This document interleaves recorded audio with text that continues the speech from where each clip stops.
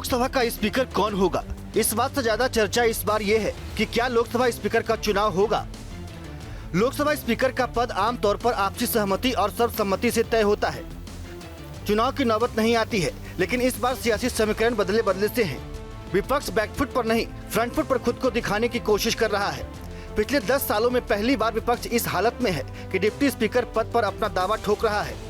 विपक्ष इस रणनीति पर काम कर रहा है कि स्पीकर पद लो, डिप्टी स्पीकर हमें दो, लेकिन सरकार फिलहाल विपक्ष की इस मांग को तवज्जो देती नजर नहीं आ रही है। सरकार और विपक्ष में स्पीकर को लेकर टकराव की यही बड़ी वजह है। सूत्रों के मुताबिक एनडीए में आपसी सहमति बनी है कि स्पीकर बीजेपी से होगा और डिप्टी स्पीकर किसी सहयोगी दल से। विपक्ष एनडीए की इस रणनीति को चुनौती देने की तैयारी कर चुका है। विपक्ष ने अपने सारे ऑप्शन खोल दिए हैं। विपक्ष ने ये साफ कर दिया है कि अगर डिप्टी स्पीकर नहीं मिला तो स्पीकर पर ही दावा ठोकेंगे। विपक्ष के इस आक्रामक तेवर को समझने के लिए हमें संसद में लोकसभा के नंबर गेम को समझना होगा। लोकसभा में इस बार नंबर गेम 2014 और 2019 से अलग है।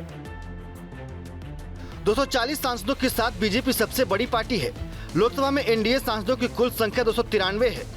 इंडिया गठबंधन के सांसदों की संख्या 233 है। 98 सांसदों के साथ इंडिया गठबंधन में कांग्रेस सबसे बड़ा दल है। 7 निर्दलीय समेत 16 दूसरे छोटे दलों के सांसद हैं।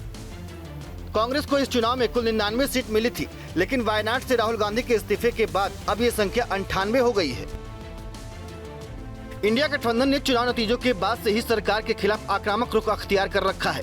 परंपरा का हवाला देकर डिप्टी स्पीकर के पद पर अपना दावा ठोक रहा है, लेकिन सवाल है कि क्या विपक्ष के पास अपने उम्मीदवारों को जिताने लायक संख्या बल है। इसका जवाब समझने के लिए हमें एक बार फिर से लोकसभा के नंबर गेम को समझने की जरूरत है। लोकसभा स्पीकर के लिए 272 का बहुमत चाहिए। एनडीए के पास पूर्ण बहुमत से ज्यादा संख्या है। इंडिया गठबंधन के पास पूर्ण बहुमत से करीब 40 सांसद कम हैं। अब सवाल है कि फिर इंडिया गठबंधन के नेता किस आधार पर जीत की उम्मीद कर रहे हैं, तो उसका जवाब है कि एनडीए में फूट की उम्मीद है। चुनाव नतीजे के बाद से लेकर सरकार बनने तक विपक्ष इसी जुगत में लगा रहा कि किसी भी तरह एनडीए से नीतीश कुमार और चंद्रबाबू नायडू को अलग कर दिया जाए, लेकिन पीएम मोदी की अगुवाई वाले एनडीए ने साफ कर दिया है कि वो हर मोर्चे पर साथ है।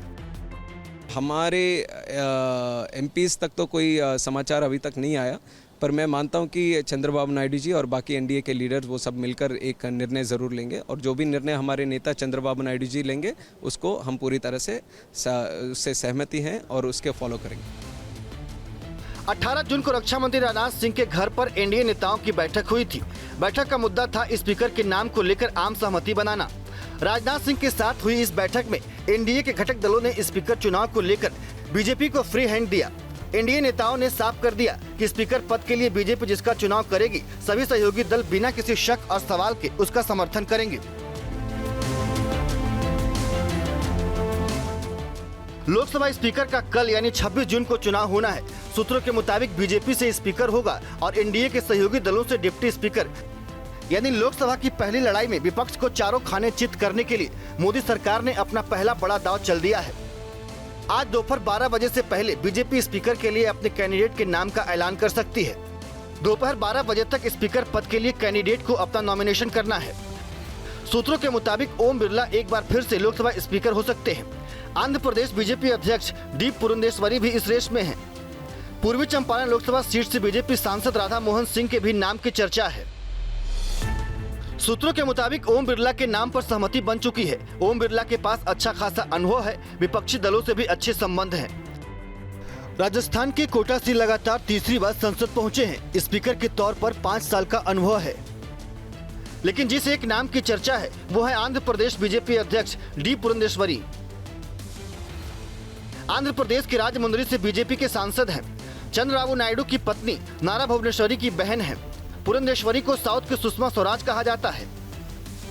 बीजेपी से जो तीसरा नाम स्पीकर के रेस में बताया जा रहा है वो है पूर्व केंद्रीय मंत्री और वर्तमान में बिहार की पूर्वी चंपारण सीट से राधा मोहन सिंह।